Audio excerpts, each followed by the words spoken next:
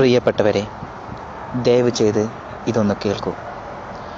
ഇപ്പോൾ ഏകദേശം വൈകുന്നേരം 7:25 പതിവില്ലാത്ത വിധം ജോലി തിരക്കുണ്ടായിരുന്ന ഒരു ദിവസം ഒറ്റയ്ക്ക് വീട്ടിലേക്ക് മടങ്ങുകയാണെന്നും സങ്കല്പിക്കൂ.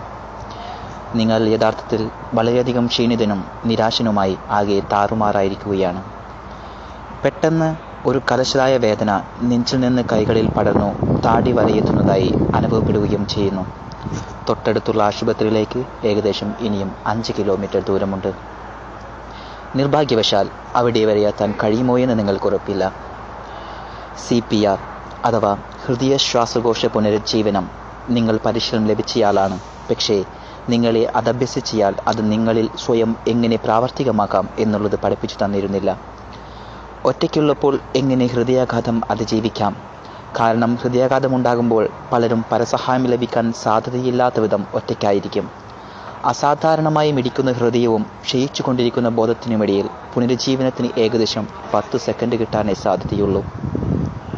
എന്നാൽ ഇവർക്ക് സ്വയം ചെയ്യാൻ കഴിയുന്ന ഒരു കാര്യം തുടർച്ചയായി ശക്തമായി ചുമയ്ക്കുകയെന്നുള്ളത്. ഓരോ ചുമയ്ക്ക് മുൻപും ദീർഘശ്വാസം എടുക്കുകയും നെഞ്ചിൽ നിന്ന് കഫമുണ്ടാവുന്ന തരത്തിൽ ദീർഘവും ശക്തവുമായിരിക്കുകയും വേണം.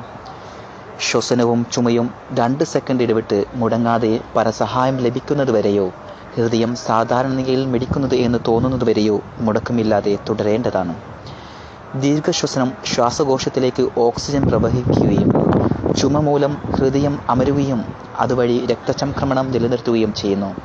ഹൃദയത്തിലെ ഈ സമ്മർദ്ദം അതിനെ പൂർവ്വസ്ഥിതി കൈവരിക്കാൻ സഹായിക്കും. ഇപ്രകാരം ഹൃദയാഘാത രോഗികൾ ബോധം നഷ്ടമാകാതെ ആശുപത്രിയിൽ എത്തിച്ചേരാൻ കഴിയും.